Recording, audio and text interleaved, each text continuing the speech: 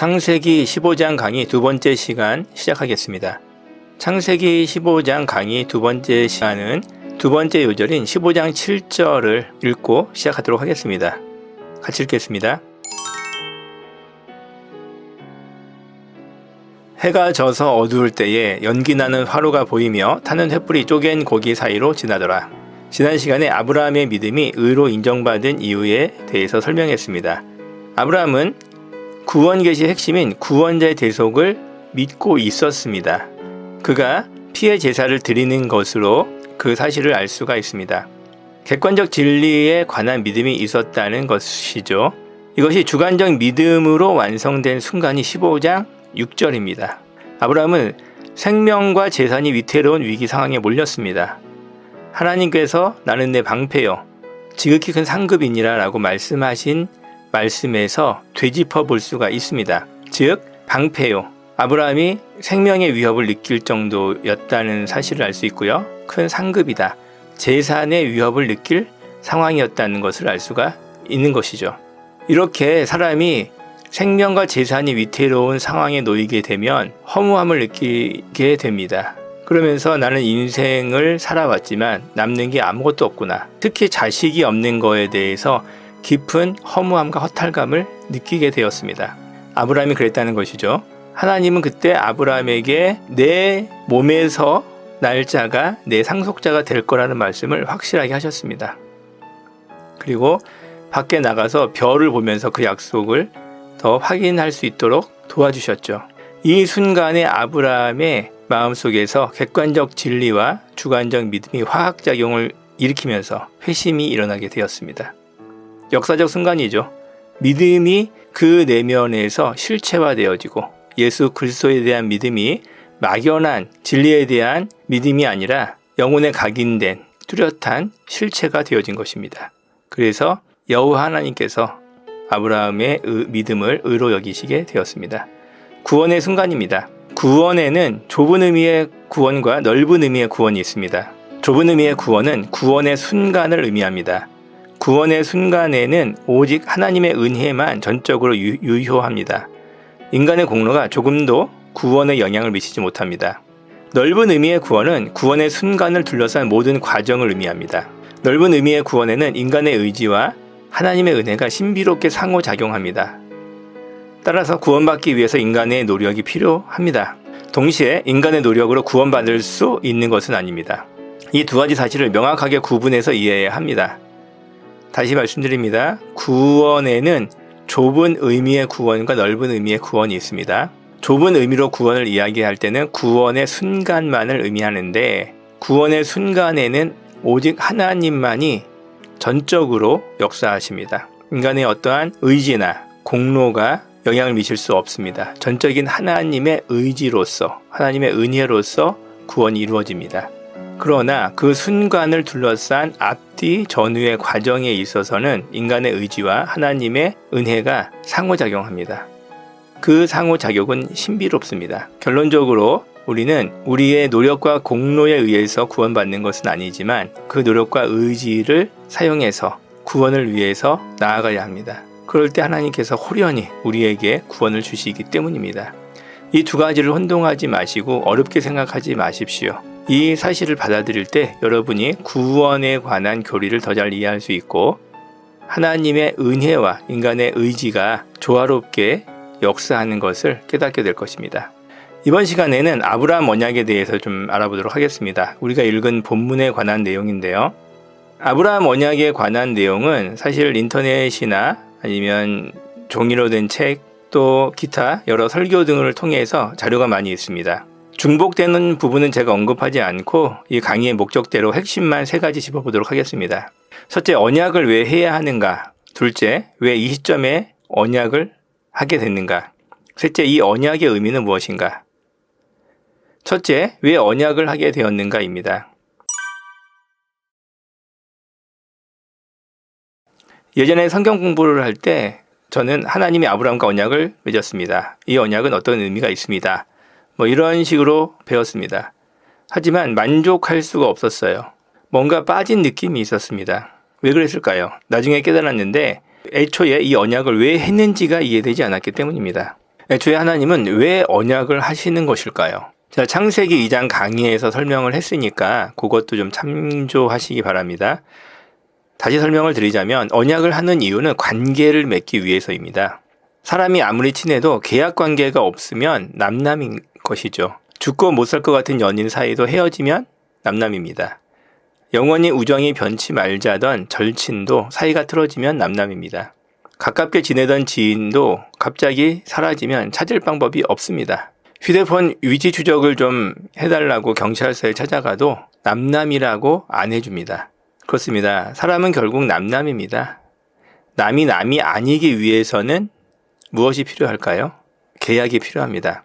계약의 종류에 따라 우리는 남남이 아니라 관계로 맺어질 수가 있습니다. 결혼 계약을 하면 아시다시피 부부가 되는 거죠. 채무 계약을 하면, 그러니까 돈을 빌리면서 계약을 하면 채무자와 채권자로 관계가 설정이 되는 것입니다. 우리가 직장에 가면 고용 계약을 합니다. 그러면 고용자와 피고용자로 관계가 설정이 되죠. 이런 식으로 계약을 하게 되면 관계가 생깁니다. 무슨 말이냐면 계약을 해야 다른 사람의 삶에 합법적으로 개입할 수 있게 된다는 말이에요. 계약이 없으면 남남이에요. 이건 무슨 말이냐면 내가 그 사람한테 어떤 충고를 하고 조언을 하고 도움을 주고 싶어도 너나 잘하세요. 이런 말을 들을 수 있다는 얘기죠. 남이사 어떻게 살든 무슨 상관입니까? 이렇게 얘기해도 할 말이 없다는 거죠. 그런데 계약을 맺게 되면 그 계약의 조건에 따라서 그 사람의 삶에 개입할 수가 있어요. 부부가 되면 서로의 삶에 영향을 미치고 또 서로의 삶에 대해서 이야기할 수가 있는 거죠. 돈을 빌리거나 꺼주면 그 돈에 대해서는 말할 수가 있죠. 또 고용계약을 하게 되면 회사에서 하는 행동에 대해서 내가 제약을 받을 수밖에 없어요. 하나님은 왜 아브라함과 언약을 맺으셨는가? 아브라함의 삶에 개입하시기 위해서죠. 아브라함도 그것을 허락을 한 거예요. 그래서 하나님과 아브라함은 계약으로 맺어지게 되는 거예요. 하나님은 창조주고 주권자세요. 그러니까 마음대로 아브라함의 삶에 개입할 수가 있습니다. 그러나 하나님은 인격적인 분이시기 때문에 계약을 통해서 개입을 하십니다. 더 복잡한 부분이 있지만 기본적으로 이러한 사실을 우리가 이해하고 넘어가야 돼요. 이것이 왜 계약을 하는가에 대한 저의 해석입니다. 둘째, 왜 이 시점에 언약을 맺었을까? 이 시점은 어떤 시점입니까? 아브라함이 여호와를 믿어서 여호와께서 이를 그의 의로 여기신 시점입니다. 바로 그날 언약을 맺었는지 그건 알 수 없어요. 그러나 이 사건을 기념해서 언약을 맺은 건 확실합니다. 왜 이 시점을 기념했을까요? 저는 그거를 움베르토 에코의 글에서 힌트를 얻게 됐습니다. 움베르토 에코는 기념일의 의미를 시간에 매듭을 짓는 것이라고 표현을 했습니다. 밋밋한 밧줄이 있습니다. 이 밧줄은 붙잡기 어렵습니다. 그런데 중간에 매듭을 지어 놓으면 밧줄을 붙잡기 쉽죠. 시간이라는 것을 밋밋한 밧줄이라고 생각해 보세요. 시간이 지나가면 그 시간을 붙잡을 수가 없습니다. 하지만 그 시간에 매듭을 지어 놓으면 그 시간을 기억할 수가 있는 것이죠. 밋밋한 밧줄처럼 시간이 지나가 버리면 우리는 지나간 사건을 기억하기 어렵습니다. 그러나 그 밋밋한 밧줄에 매듭을 짓듯이 기념일을 만들고 그 기념일의 잔치를 벌이면 그 지나간 시간을 기억하기 쉬워지는 것이죠. 하나님은 아브라함의 영적인 생일, 아브라함이 구원받고 회심한 이 날을 기념해서 영적인 생일 잔치를 벌여주신 거예요. 그게 언약의 의미입니다. 이 시점에 언약을 맺으신 이유는 이 아브라함의 회심을 기념하는 날로 삼으시기 위해서죠. 하나님은 낭만이 있는 분이신 것 같아요. 어떻게 보면 당연하죠. 낭만이라는 걸 창조한 분이 하나님이니까 그렇습니다. 잊지 말아야 할 사실은 그리스도를 먼저 만나야지만 이 낭만적인 하나님과 낭만을 누릴 수 있다는 점입니다. 그래서 그리스도를 만나야 합니다. 그리스도를 우리가 만날 때 하나님을 더 풍성하게 만날 수 있고 그 하나님과 더 아름답고 깊은 관계로 들어갈 수가 있습니다. 셋째, 이 언약의 의미는 무엇일까요? 하나님이 주신 언약은 모두 한마디로 말해서 여자의 후손, 즉 예수 그리스도에 관한 언약입니다. 그 중에서 본문의 언약은 어떤 부분에 관한 것이냐면 이 그리스도께서 오시는 무대, 또 예수 그리스도에 관한 가르침이 베풀어지는 그 무대에 관한 언약이에요. 이 구약 시대에 복음이 가르쳐지고 또 예수님이 나중에 오시게 될 배경이 어디냐면 가나안 땅이잖아요. 그 땅에 관해서 하나님께서 아브라함에게 주겠다고, 아브라함의 자손에게 주겠다고 약속을 하신 게 바로 이 창세기 15장의 내용입니다. 가나안 땅은 구원 계시의 역사에서 특별한 땅입니다. 구원 계시의 배경이 돼요. 가나안 땅은 베이스 캠프 역할을 한다고 생각하시면 돼요. 앞으로 창세기 17장에서 하나님은 다시 아브라함과 언약을 맺으십니다. 창세기 17장에 가면 하나님께서 아브라함과 언약을 또 맺으시거든요. 이것은 할례 언약이라는 별명이 붙어 있습니다. 다시 창세기 15장으로 가겠습니다. 창세기 17장의 언약은 그 대상이, 그 범위가 전 세계예요. 하지만 이 창세기 15장의 언약은 그 범위가 가나안 땅에 국한됩니다.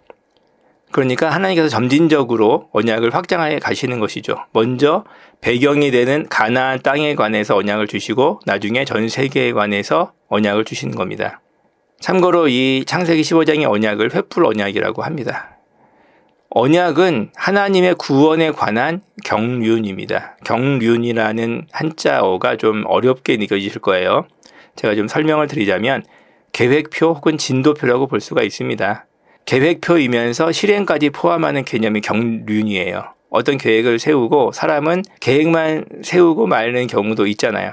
하나님은 계획을 세우시고 그것을 실행해 나가시는데 계획 플러스 실행, 이거를 경륜이라고 이해하시면 됩니다. 하나님은 언약을 통해서 우리에게 하나님의 계획을 점차적으로 알려주세요. 이걸 점진적 계시라고 부릅니다. 왜요? 친절한 분이시니까 그렇죠.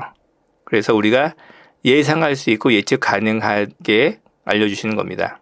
이 언약식에서 우리가 오늘 읽은 본문을 보면 횃불이 쪼갠 고기 사이로 지나갑니다. 이 내용에 대한 해석은 고대의 언약 의식에서 힌트를 얻을 수 있습니다. 고대의 언약은 고기를 쪼개 놓고요. 그 쪼개 놓은 고기 사이로 계약의 당사자들이 지나갑니다. 계약을 안 지키면 이렇게 쪼갠 고기처럼 된다라는 의미가 있다고 합니다. 그런데 아브라함 언약에서는 아브라함은 지나가지 않습니다. 하나님 혼자 지나가세요. 그러니까 횃불이 하나님의 영을 의미하는 거죠. 하나님께서 혼자 지나가셨어요. 왜? 하나님께서 홀로 책임지고 이 약속을 지키겠다, 그런 의미인 것이죠. 이 횃불은 예수 그리스도라고 볼 수도 있습니다. 이 자세한 해석에 관한 거는 제가 지금 설명을 드리진 않겠습니다. 통독이 목적이니까요. 어쨌든 하나님께서 주도적으로 이 언약을 이루겠다, 그런 의미를 갖고 있다고 보시면 됩니다. 그래서 이 복음은 하나님 주도적이에요. 신본주의라는 것이죠. 하나님이 주도적으로 복음을 이루시고 우리의 구원도 주도적으로 이끌어 가십니다. 그래서 우리는 안심할 수 있습니다. 정리하겠습니다. 두 가지를 알아보았습니다. 첫째, 아브라함이 삶의 위기 순간에 회심했다는 사실입니다. 아브라함은 롯을 구출하면서 그돌라오멜 연합군을 물리쳤지만 보복을 걱정해야 했습니다. 생명과 재산이 위태로웠죠. 하나님은 당신이 방패와 상급이라는 말로 위로하셨습니다. 상속자가 없어 인생의 허무함을 느끼던 아브라함에게 별을 보여주면서 자식이 태어날 것을 실물 교육으로 가르치셨습니다. 아브라함은 자기 자식이 태어나는 것이 곧 여자의 후손이 오시는 것과 중첩되는 사건이라는 사실을 깨달았습니다. 자식이 태어날 것을 믿으면서 동시에 여자의 후손이 오실 것을 믿게 되었습니다. 객관적 진리가 주관적 믿음으로 화학작용하면서 그 영혼 속에서 의가 된 믿음으로 심겨졌습니다. 둘째, 이날을 기념해서 하나님은 아브라함과 언약을 맺으셨습니다. 생일 잔치처럼 이날을 축하해 주신 것이죠. 언약은 관계의 시작이라고 했습니다. 이 언약을 횃불 언약이라고 부르는데 가나안 땅이 장차 복음의 배경이 될 특별한 땅이라는 사실을 알려주는 역할도 합니다. 창세기 15장에서는 이 두 가지 사실을 기억하시기 바랍니다. 적용하겠습니다. 살아가다 보면 이렇게 힘든데 내가 왜 살아야 하지? 라고 생각하는 순간이 올 수 있습니다. 좀 극단적인 얘기죠. 제가 극단적인 얘기를 하는 이유는 제가 이런 순간을 경험했기 때문이기도 하고, 여러분이 바르게 복음 향해 간다면 이런 순간을 맞이하게 될 것이기 때문에 그렇습니다. 아, 나 정말 이렇게 힘든데 살아야 돼? 라는 생각을 할 때가 오신다면 여러분 이렇게 생각하세요. 나는 바르게 가고 있구나 라고 말입니다. 저도 그런 순간을 겪었는데 그때 저를 가장 힘들게 했던 건 뭐냐면 다름 아닌 번영주의의 가르침이었습니다. 번영주의자들은 네가 신앙생활을 제대로 못하니까 그렇게 힘든 거야 라고 말하죠. 근데 저는 아무리 생각해도 신앙생활을 평균 이상은 했습니다. 성경 공부, 예배 출석, 기도, 금식, 전도 등등 상위권은 아니라고 해도 중간 이상은 했다고 저는 자부합니다. 그런데 중간 이상은 했는데 삶은 너무 힘들었어요. 그래서 번영주의자들의 주장이 뭔가 이상하다는 생각을 갖게 되었습니다. 나중에 제가 성경을 연구하고 보니까 제가 그렇게까지 힘들었던 이유는 신앙생활을 제대로 했기 때문이었습니다. 변명일 수도 있어요. 감안하고 들으시기 바랍니다. 그러나 제가 제 자신을 객관화시켜서 점검해 봤을 때 신앙생활을 바르게 했기 때문에 고생을 했다는 생각이 들었습니다. 그러면서 성경을 다시 보게 되니까 그러한 사실들이 입증이 되기 시작했습니다. 그러면서 얼마나 많은 교인들이 잘못된 가르침 때문에 혼란을 일으키고 있을까 걱정이 되었습니다. 안타까웠죠. 신앙생활 잘하면 복 받는다. 이런 가르침을 받았지만 사실은 반대였던 것을 알게 되었습니다. 지난 시간에 말씀드린 대로 마태복음 16장 이후에 제자들이 바다까지 내려간 일을 기억하셨으면 좋겠습니다. 제자들은 능력이 봉인된 채 자기 불의가 폭로되는 것을 보게 됩니다. 세상에 웃음거리가 되었죠. 조롱과 멸시, 그리고 자신에 대한 실망감, 환멸, 모멸감으로 몸부림치게 됩니다. 그 바닥에서 그들은 부활하신 예수님을 다시 만나고 복음을 깨닫게 됩니다. 이게 성경의 바른 순서이고 과정이에요. 인생은 고해입니다. 그러나 인생이 고해일 수밖에 없는 이유가 있어요. 문제는 우리 안에 있기 때문이고, 고해는 그 우리 안에 있는 문제를 뽑아내기 위한 하나님의 어쩔 수 없는 선택이라고 생각해야 합니다. 이런 식으로 이 인생이 고해지만 그 의미를 발견하게 되면 우리는 호련히 예수 그리스도를 아는 지식을 깨닫게 됩니다. 예수 그리스도를 아는 지식이 우리 영혼에 각인되고 그 예수 그리스도를 아는 지식으로 인한 기쁨이 우리의 고통을 치료하고 우리를 그 고통 너머의 세계로 인도하게 됩니다. C.S. 루이스의 말대로 예기치 못한 기쁨이 우리에게 찾아오게 되는 것이죠. 교회에 오래 다닌 사람은 아브라함에 관한 설교를 많이 들었을 것입니다. 길지 않으니까 12장에서 15장까지를 여러분 스스로 읽어보시고 편견 없이 제 설교를 들으면서 판단해 보시기 바랍니다. 그럴 때 여러분 아브라함의 인생에서 하나님이 어떻게 그를 의로운 자로, 의로운 믿음을 가진 자로 이끌어 오셨는지 발견하게 되실 것입니다. 여러분의 건투를 빕니다. 감사합니다.